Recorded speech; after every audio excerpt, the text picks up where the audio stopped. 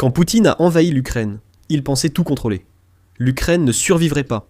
Même en cas de résistance, la Russie avait selon lui l'argent et les effectifs nécessaires pour aller jusqu'au bout. Mais comme les temps ont changé. Poutine jouait aux dames pendant que l'Ukraine jouait une partie d'échecs de génie. Maintenant, Poutine est piégé, coincé dans une situation impossible à gagner, sans issue. La seule option restante à Poutine pour gagner en Ukraine est aussi celle qui détruira totalement la Russie. La Russie ne peut ni se permettre de gagner ni de perdre en Ukraine, et Poutine le sait. Alors que son armée est brisée en Ukraine, ayant déjà perdu près d'1 350 000 soldats, et beaucoup d'autres, suivront alors que la Russie continue sa progression lente et difficile à travers le territoire ukrainien. Poutine doit prendre la décision qu'il a toujours évitée. La mobilisation est à l'horizon.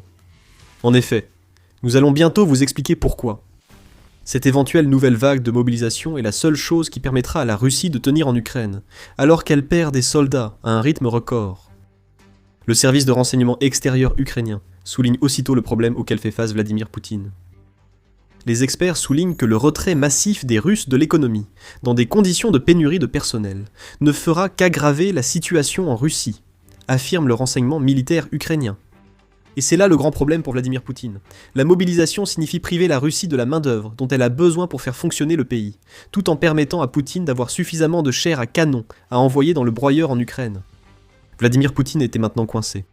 Doit-il sacrifier son pays pour poursuivre la guerre ou laisser l'armée russe s'épuiser sous le feu des drones ukrainiens chaque jour? Dans tous les cas, Poutine perd, et la mobilisation en sera le catalyseur. United 24.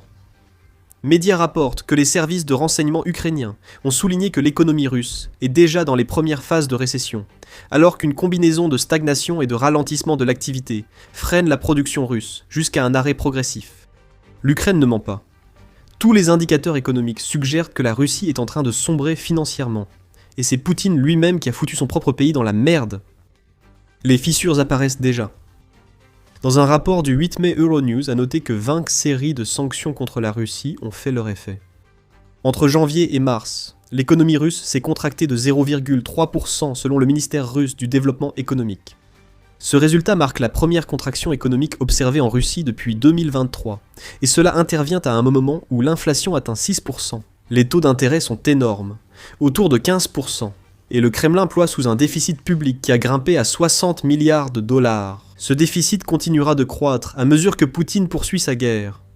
Même le dirigeant russe a reconnu les problèmes, sans toutefois assumer la moindre responsabilité.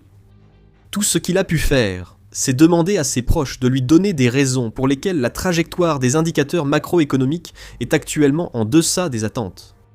La réponse est évidente chaque matin quand tu te regardes dans le miroir, Poutine. Si tu as des miroirs dans tes bunkers souterrains, ce ne sont que des signes avant-coureurs, surtout si Poutine passe à l'acte et mobilise la Russie pour poursuivre la guerre en Ukraine. Seulement quelques mois avant la publication de ces chiffres, The Economist affirmait que la Russie était déjà dans la zone de la mort. Le média affirmait que l'économie russe ne s'effondrerait pas totalement, mais ne se relèverait jamais. C'est la zone de la mort, que The Economist compare à l'altitude de 8000 mètres dangereuse pour les alpinistes. À cette altitude, le corps humain se consume plus vite qu'il ne peut se réparer.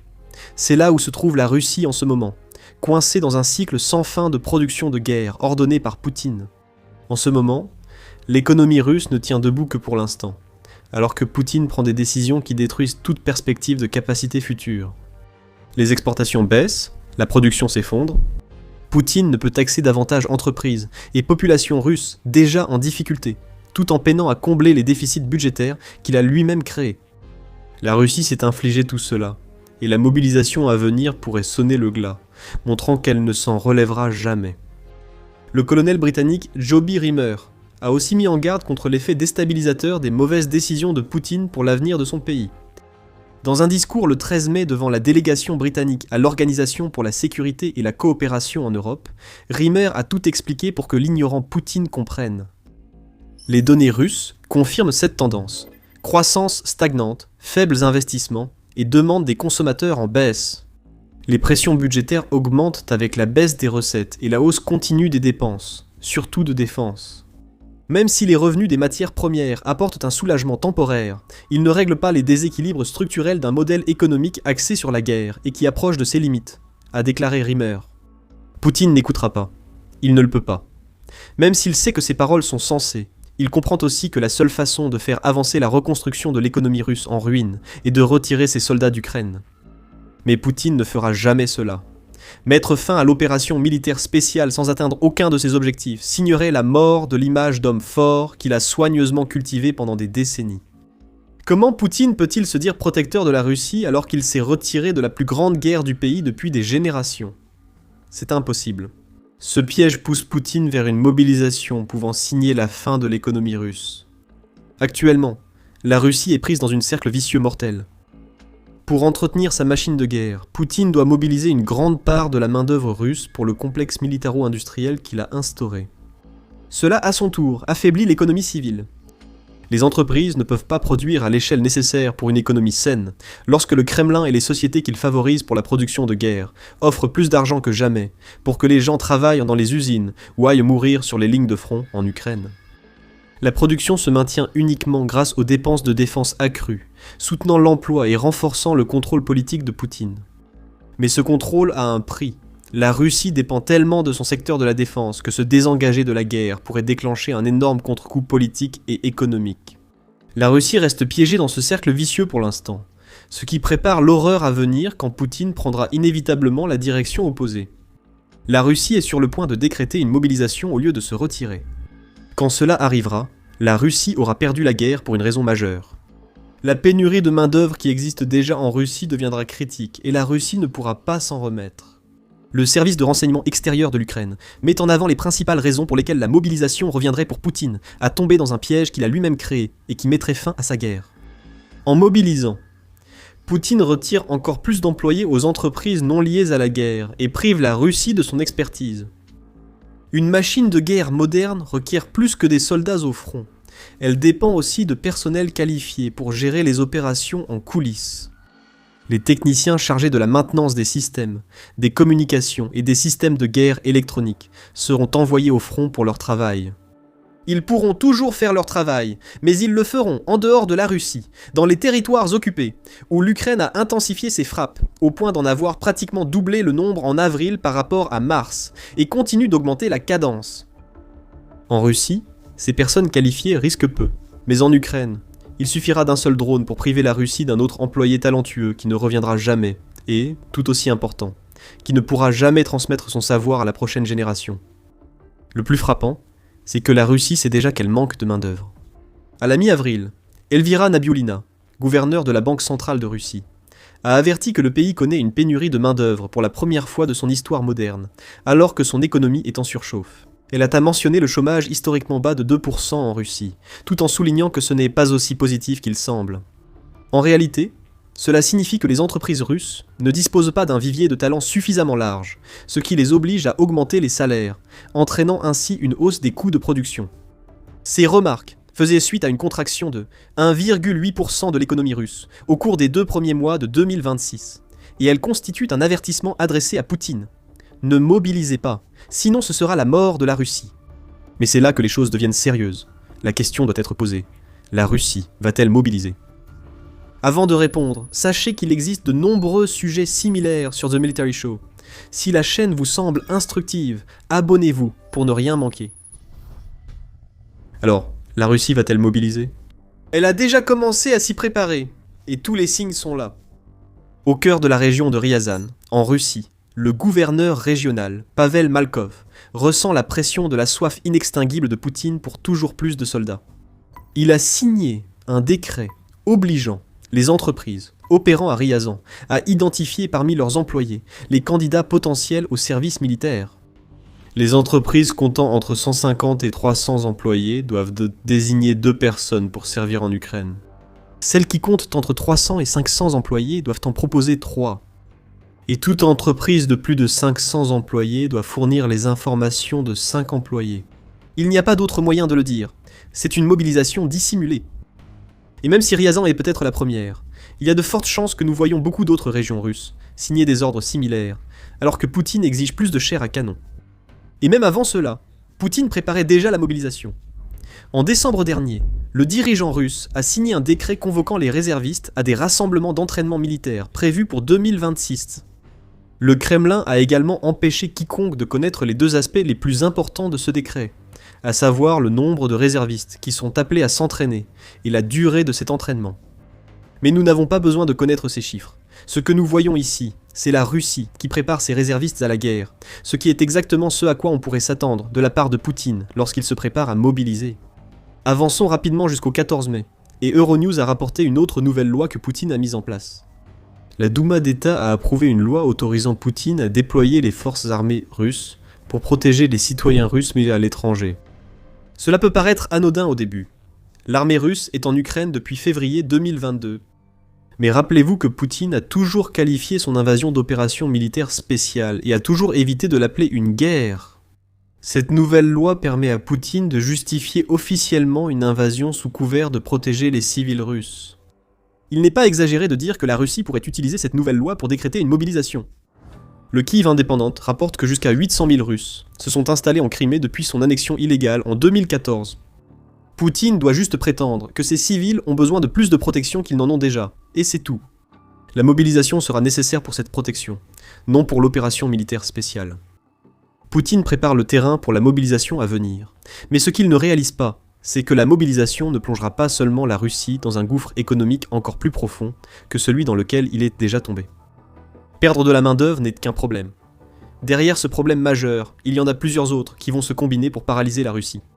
Avant d'aborder ces problèmes, un autre signe indique que Poutine est sur le point de mobiliser, qu'il le veuille ou non. Selon le commandant en chef des forces armées ukrainiennes, Alexandre Syrsky, le plan de la Russie pour 2026 est de recruter 409 000 soldats supplémentaires dans son armée par le biais du recrutement de volontaires. Ce chiffre repose sur plusieurs hypothèses, dont le fait que l'Ukraine ne causera pas plus de pertes à la Russie que prévu par le Kremlin, et que le recrutement russe restera au niveau attendu. Aucune de ces hypothèses ne semble marcher pour Poutine actuellement. Selon United 24 Media, la Russie a perdu environ 130 000 soldats au cours des 4 premiers mois de 2021. Si ces chiffres restent stables, cela représenterait une perte annuelle de 390 000 que l'objectif de recrutement de la Russie couvre largement. C'est un problème. Rien n'est stable pour la Russie actuellement. Alors que Poutine relance son offensive de printemps chancelante dans l'est de l'Ukraine, les pertes russes s'accumulent. En mars et en avril, la Russie a perdu plus de 35 000 soldats par mois, soit 70 000 des 130 000 déjà recensés cette année. Si l'Ukraine maintient ce rythme pour le reste de 2026, cela représenterait 350 000 soldats perdus en 10 mois, auxquels s'ajoutent les 60 000 perdus en janvier et février, pour un total de 410 000 pertes. C'est plus que l'objectif de recrutement russe, et suppose que les pertes mensuelles n'augmenteront pas fortement durant l'été, période où la Russie lancera le plus d'assauts contre l'Ukraine. Cela serait déjà suffisamment grave pour la Russie en termes de main-d'œuvre, mais il y a aussi un autre problème. 409 000 recrues en 2026 n'est qu'un objectif. Le Kremlin peut fixer cet objectif, mais cela ne garantit pas que la Russie l'atteindra. Et selon le vice-président du Conseil de sécurité russe, Dmitry Medvedev, la Russie est loin d'atteindre les chiffres qu'elle doit atteindre. Vers la fin du mois de mars, Medvedev a déclaré que la Russie recrutait environ 27 000 soldats par mois.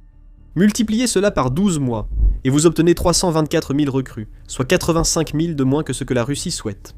Un recrutement lent, et plus de pertes sur le front, posent à la Russie un problème d'effectifs militaires. La mobilisation, aggravant la pénurie de main-d'œuvre et les problèmes économiques russes, devient quasi inévitable.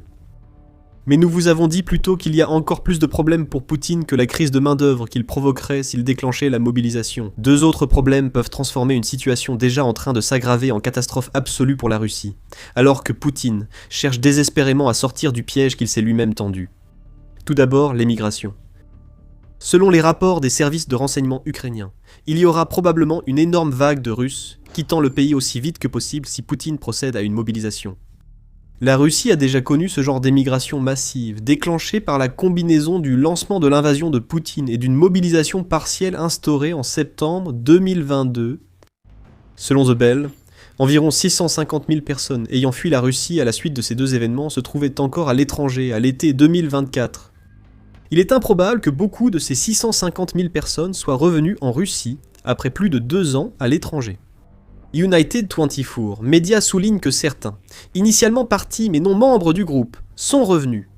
Si Vladimir Poutine lance une mobilisation générale, eux et des centaines de milliers, voire des millions d'autres, tenteront probablement de quitter le pays avant d'être convoqués. Leur succès reste incertain. La Russie avait déjà confisqué les passeports de certains fonctionnaires pour éviter leur fuite, selon Business Insider en 2023. On peut penser que le Kremlin prépare une interdiction d'émigration pour assurer la mobilisation de Vladimir Poutine. Encore une fois, c'est un piège. Soit les Russes restent, peut-être forcés par le Kremlin, et sont envoyés en Ukraine, aggravant la pénurie de main-d'œuvre, soit des centaines de milliers émigrent, donnant le même résultat à Vladimir Poutine. Une économie intérieure ruinée, incapable de survivre à la guerre poursuivie par Vladimir Poutine, dont le coût pour la Russie ne cesse d'augmenter. En parlant de coût, un second problème va surprendre Vladimir Poutine et ses acolytes du Kremlin. Mobiliser des centaines de milliers de soldats pour la guerre en Ukraine implique un coût élevé pour les préparer au combat. Il faut aussi souligner les difficultés financières de la Russie. Le déficit budgétaire a déjà largement dépassé les niveaux prévus, tandis que le coût du soutien à des centaines de milliers de personnels mobilisés nécessiterait des dépenses intenables, déclare le service de renseignement extérieur de l'Ukraine. Le service a raison. Chaque soldat que la Russie mobilise pour la guerre en Ukraine doit être payé. Il ne touche peut-être pas les primes de signature élevées des soldats volontaires, atteignant près de 27 000 $, plus le minimum fédéral obligatoire de 4 500 $ dans certaines régions de Russie. Mais chaque soldat reçoit un salaire mensuel. Il faut les équiper et financer formation et transport. Pour des centaines de milliers de recrues mobilisées, cela pèse lourd pour un pays qui peine déjà à financer la guerre lancée par Poutine. Encore une fois, tout cela fait partie du fait que la Russie se trouve dans la spirale mortelle. Impossible d'échapper à cette spirale. À mesure que l'armée russe grandit grâce à la mobilisation, le coût de son maintien explose. Mais la transformation de l'économie russe par Poutine empêche de couvrir ses coûts. La production non militaire s'effondre encore plus, car la main-d'œuvre nécessaire pour la maintenir est retirée. Ceux qui restent ne peuvent combler les lacunes actuelles, et ils ne le pourront pas plus tard. La pénurie de main-d'œuvre s'aggrave. La mobilisation serait la fin de tout, mais pas de la manière dont Poutine l'imagine. Il est piégé dans une guerre qu'il ne peut se permettre ni de gagner ni de perdre. Même s'il obtient ce qu'il veut en Ukraine grâce à la mobilisation, la Russie ne sera plus que l'ombre d'elle-même. S'il ne mobilise pas, l'Ukraine détruira tout ce que la Russie envoie, et Poutine perdra quand même. Et voici le pire pour Poutine. Il sait que tout cela va arriver. Il y a une profonde crise en Russie qui se prépare littéralement depuis des années, et tout cela est causé par Poutine. Il le sait. Il veut désespérément y remédier. Mais il sait aussi qu'il ne peut rien y faire, car chaque option qui lui reste aggrave la crise. Découvrez l'histoire du délitement de la Russie dans notre vidéo. Si vous avez aimé cette vidéo, abonnez-vous à The Military Show pour plus d'analyses sur les souffrances que Poutine inflige à son propre pays en voulant conquérir l'Ukraine. Merci de nous avoir regardés.